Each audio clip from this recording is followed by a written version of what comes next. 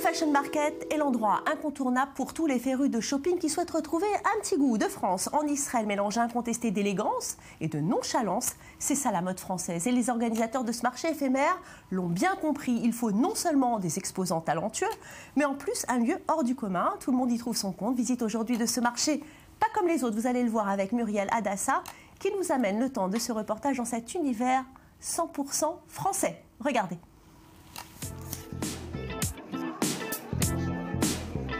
Chic, tendance et chaleureux, le Fashion Market est le plus français des marchés israéliens, devenu un incontournable des amoureuses de shopping. Un marché éphémère qui se déplace de ville en ville, où règne une ambiance 100% française. Une idée originale qui a vu le jour grâce à l'initiative de Karine Castro. J'ai organisé cet événement parce que moi-même, il y a 6 ans, j'ai ramené des vêtements de France et je me suis aperçue que la clientèle était plus intéressée par des petits salons où je propose plusieurs choses, et notamment des parfums, des vêtements, des chapeaux, tout un collectif de stands. La vocation proposée aux consommateurs, découvrir le savoir-faire français, réunir et mettre en avant les artisans.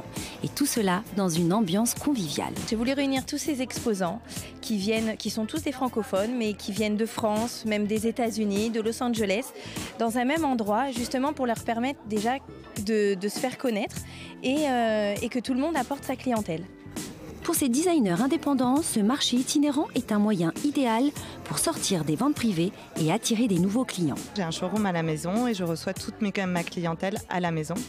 Or, quand on fonctionne en intimité, on est amené à rencontrer que des personnes en bouche à oreille qui nous connaissent. De participer au Fashion Market, on bénéficie du collectif et du réseau de Karine. Ça fonctionne un peu comme une vitrine.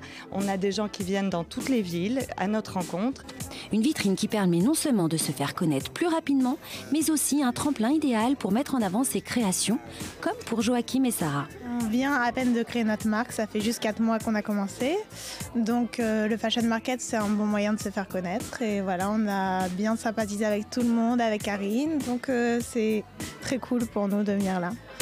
Le Fashion Market offre une grande diversité sauf Frenchy.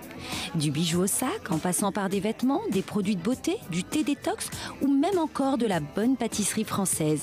Tout y est pour ravir les consommateurs. J'ai découvert le Fashion Market dans les réseaux sociaux et je suis venue car la diversité m'a intéressée et j'en suis d'ailleurs ravie puisque j'ai trouvé un stand d'une marque que je connais très bien à Londres qui fait des coques personnalisées. Très intéressant et je trouve ça génial. Le Fashion Market brille d'originalité. Pour cette édition, il s'est installé à l'Urban Secret Gallery, en plein cœur de Tel Aviv. Belle plaque tournante de l'art et des amateurs d'art. C'est un plaisir pour moi d'accueillir Fashion Market. En fait, ça correspond à tout ce que je fais, à l'art urbain. C'est une bonne équipe sympathique et dynamique, donc j'ai voulu le faire avec eux. Quoi de plus intriguant et excitant qu'une vente qui ne dure que l'espace d'un temps, dans un lieu où l'on ne s'y attend pas. Vous l'aurez compris, s'il y a bien un endroit où se mêlent shopping, plaisir, découverte et convivialité, c'est au Fashion Market. Plus qu'une tendance, une mode. Et pour Karine Castro, un pari réussi. Et en plateau avec moi, Muriel Hadassa. Muriel Hadassa, bonjour. C'est vous qui nous avez proposé cette petite escapade française. Léa Toff, qui est là aujourd'hui. Bonjour Léa. Alors vous avez créé votre magazine Roula. Vous allez nous en parler dans quelques instants, votre site internet. Et vous ne ratez à rien de ce que font les Français ici en Israël. Et puis, à vos côtés, Isabelle Erez. Bonjour. Vous êtes décoratrice florale. Vous nous raconterez votre beau métier dans cette émission.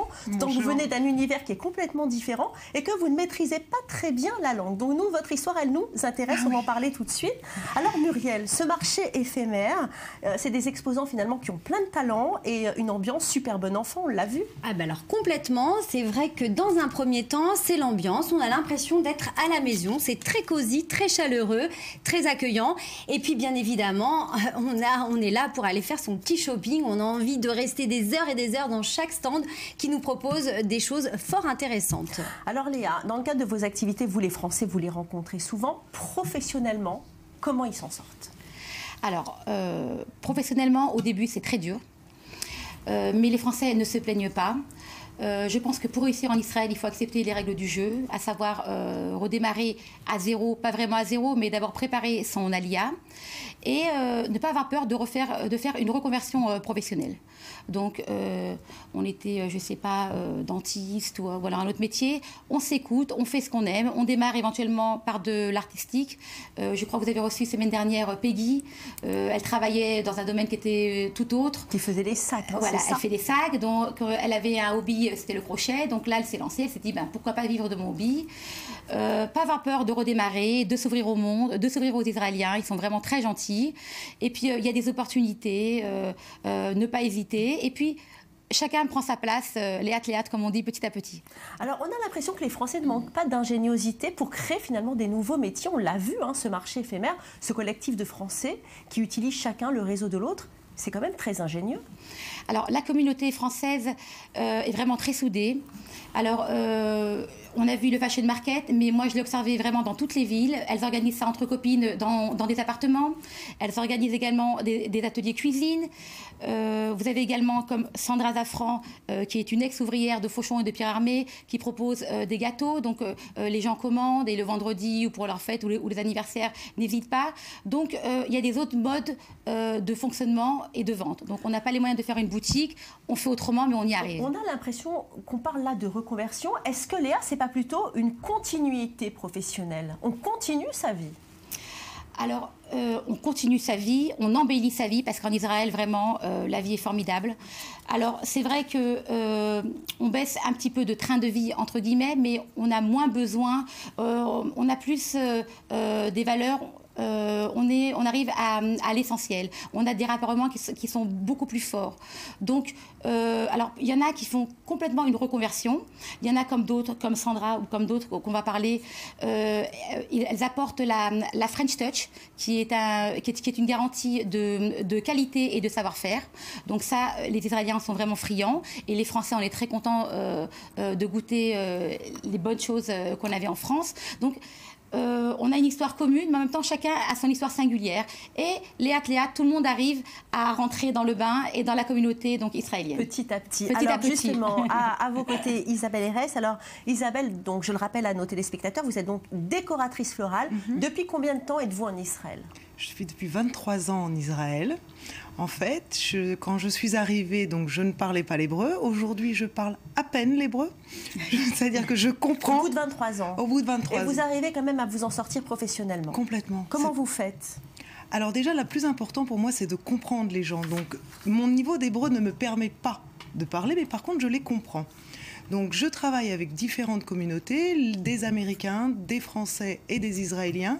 Mais incroyablement, ma plus petite communauté... Alors, on voit justement quelques-unes de vos créations à l'antenne. Voilà. Hein, c'est juste absolument magnifique. Ça, c'est à Jérusalem, ma ville prédestinée, la ville que j'aime. Et justement, votre French Touch, ces clients-là, ils l'apprécient? C'est ce qu'ils veulent, en fait. C'est la différence? C'est ce qu'ils veulent. Ils veulent le souci du détail, ils veulent le souci de l'art de la table, ils veulent que je puisse donner toute cette élégance que ça, j'avais eu, ça je l'avais appris en France. Alors, ce qu'il faut dire aussi, c'est qu'en France, vous ne faisiez pas du tout ce métier-là. Pas du tout. Vous travaillez dans le médical, hein, oui, c'est ça? Oui, dans l'industrie pharmaceutique. Alors, comment vous avez franchi ce pas? Vous avez suivi une formation? C'était une passion? Alors, j'ai suivi plusieurs formations. J'ai suivi plusieurs formations en hébreu, sans rien comprendre.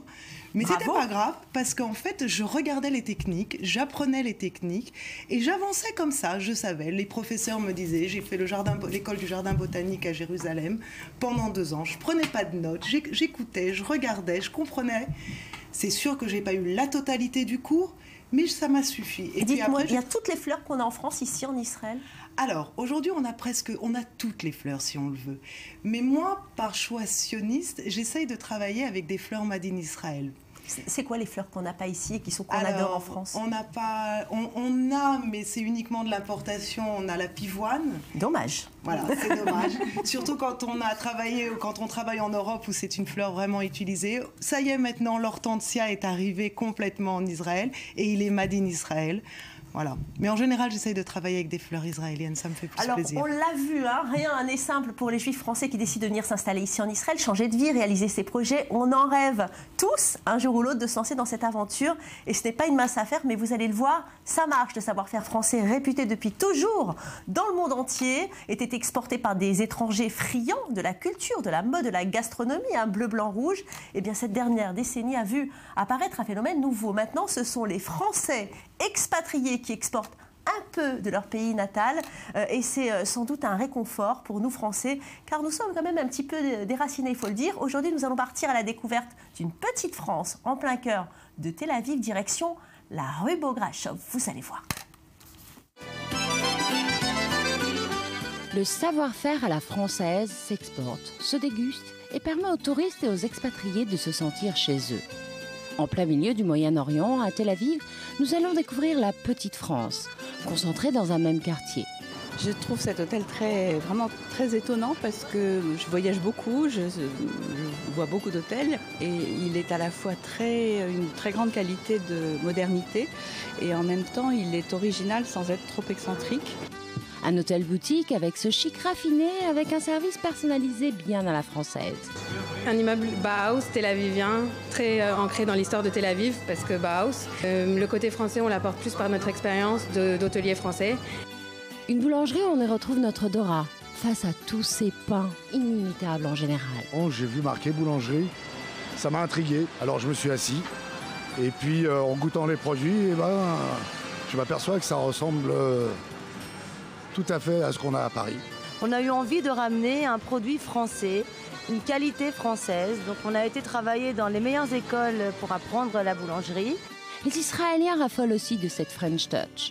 Le pain et les amis, parce qu'on rassemble ici autant nos amis français qu'israéliens qui retrouvent un petit côté de Paris. La gastronomie française s'exporte de partout et se déguste en Israël.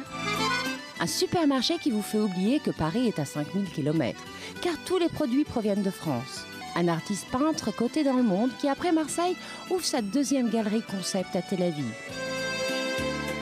Et si après cela, vous êtes décidé à rester habité, une quantité d'agences immobilières francophones qui vous aidera à trouver votre nouveau toit.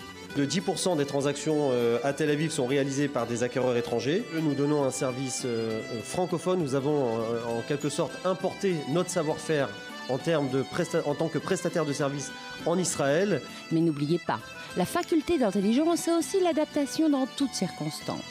Donc, osez goûter aux produits bleus et blancs. Alors Muriel, quand on décide de sauter le pas, de venir s'installer en Israël, il y a quand même un vrai problème qui se pose, c'est la reconversion professionnelle. Il faut réfléchir quand même avant de venir en Israël. C'est sûr qu'il faut réfléchir, c'est en général la question qui freine un petit peu pour venir s'installer en Israël. Alors pour ceux qui franchissent le pas, il y a différents types de cas. Donc vous avez ceux qui ont un métier bien défini et qui veulent effectivement exercer cette profession en Israël. Donc là, pour certains, ils vont devoir passer des équivalences, notamment dans le domaine médical, paramédical, juridique. Donc c'est un peu plus long, mais on y arrive. Deuxième cas, ce sont des personnes qui veulent exporter leur société en Israël ou en créer une nouvelle. Dans ce cas, vous avez des aides du ministère de l'Intégration. Vous avez même des sociétés compétentes qui peuvent vous aider, qui vous accompagnent tout le long pour ces démarches administratives. Et puis, il y a ceux qui souhaitent carrément changer de vie, redémarrer une nouvelle vie dans tous les sens du terme et se reconvertir professionnellement. Donc, en général, on met en avant des métiers manuels qui sont un petit peu plus faciles parce qu'on a cette barrière de la langue qui permettent justement de pouvoir évoluer. Donc, on va prendre une passion ou un savoir-faire et on va le créer en profession. Donc, par exemple, vous avez des maquilleuses qui vont s'improviser formatrices de maquillage, de maquilleurs, pardon. Vous avez plein de petits métiers comme ça et c'est un cas qui est très, très récurrent. Et aujourd'hui, en Israël, justement, vous avez des possibilités de formation dans des établissements israéliens, mais des formations en français. Comme par exemple, vous avez, si vous avez envie de passer dans l'esthétique et dans la médecine alternative, vous avez le collège Serenity, qui est une école de médecine chinoise traditionnelle intégrative, qui travaille en collaboration avec le centre hospitalier Shaarei Tzedek de Jérusalem. Et là, on vous propose différentes formations dans les domaines de la médecine alternative, avec des cycles de formation allant de 1 à 4 ans. Et vous allez pouvoir vous former sur le massage, Tuina, qui est une technique chinoise traditionnelle de massage thérapeutique. Vous pouvez apprendre la réflexologie, la naturopathie, parce que la médecine complémentaire, c'est de plus plus en plus récurrent dans les hôpitaux. Donc c'est une issue, comme d'autres. C'est une des issues. Vous y avez pensé en venir en Israël, à ce que vous alliez faire ici? Non, pas du tout. C'est-à-dire, vous avez franchi le pas avec votre mari? Mon mari est israélien. D'accord, oui, donc ça vous a peut-être un peu aidé? Non. Même non, pas? au contraire, parce que du coup, je me suis tellement reposée sur lui que j'ai pas fait l'effort d'apprendre l'hébreu. C'était ça le problème, en fait. Et en fait, c'est vrai, moi, j'ai fait exactement ça. J'ai fait des petites formations, j'ai fait des formations chez des fleuristes, j'ai fait des formations où je sentais que je n'avais pas besoin du parler pour me débrouiller. Oui. Et c'est vrai que les métiers manuels, ça s'exporte quand même beaucoup mieux. Oui. Vous avez des jolies histoires, Léa, nous raconter justement de gens comme ça qui sont arrivés en Israël et qui ont complètement changé de vie? Alors, c'est très souvent le cas. Alors, d'abord, il faut venir avec un amour du pays parce qu'il faut accepter les règles du jeu. Et quand on accepte les règles du jeu, tout paraît facile. Donc, il faut accepter de démarrer avec des petits salaires. Et quand on accepte bien les choses, eh ben, on n'a pas peur de monter les marches une à une. Donc, j'ai plein de cas comme ça, de personnes donc, qui ont accepté. Il démarre à 25 shekels, c'est l'équivalent de 5 €, c'est vraiment rien. Bon, au début, on a un petit peu des économies, donc comme j'ai dit, il faut préparer son alia et petit à petit, on se fait des contacts et on monte les échelons, on a des opportunités et on peut vraiment changer de cap. J'ai une amie qui était opticienne donc en France, Valérie, et elle n'a pas eu donc l'équivalence, c'est très compliqué à un certain âge de redémarrer. Bon, elle ne se voit pas refaire l'école, tout ça. Elle est rentrée donc secrétaire dans un grand cabinet d'avocats, petite secrétaire, donc elle répondait pour les francophones et petit à petit, elle a monté et au bout de 2 ans, donc elle tient donc tout un service à elle et ils sont vraiment très contents d'elle. Donc, je crois que l'erreur, c'est de vouloir transposer donc, et de vouloir refaire son métier à tout prix en Israël. C'est compliqué, ben, on ne reste pas buté, on recommence autre chose et elle est très heureuse. Donc, je sais que d'ici peu, il y aura l'équivalence des diplômes, mais pour l'instant, elle a dit c'est pas peur, je fonce, j'avance. Isabelle, quel genre de difficultés vous avez rencontrées? Écrire. Ça c'était le plus difficile, parce qu'en plus, vous ne parlez pas l'anglais du tout, parce qu'on peut s'en sortir ici quand on parle un peu anglais. Donc là, pour le coup, vous ne parliez ni hébreu, non, mais ni alors français. déjà, la première chose que j'ai Google Translate. Ça, et j'ai appris à m'en servir, à l'optimiser. C'est-à-dire qu'aujourd'hui, je le gère tellement bien que je peux parler. Maintenant, au début, j'ai fait le vrai système à l'israélienne, c'est-à-dire que je me suis aidée de gens qui parlaient, qui écrivaient l'hébreu, ma famille, mes amis. Ça, c'est le système israélien. C'est-à-dire que j'avais besoin de comprendre vraiment des contrats, des choses comme ça. J'ennuyais tout le monde et tout le monde m'aidait. Et au fur avec plaisir, on a dit ici. Oui, hein. avec plaisir. C'est-à-dire que pendant très longtemps, c'était une entreprise familiale. Merci beaucoup Isabelle, merci Léa d'être venue nous voir. Merci Muriel. Alors, la reconversion dans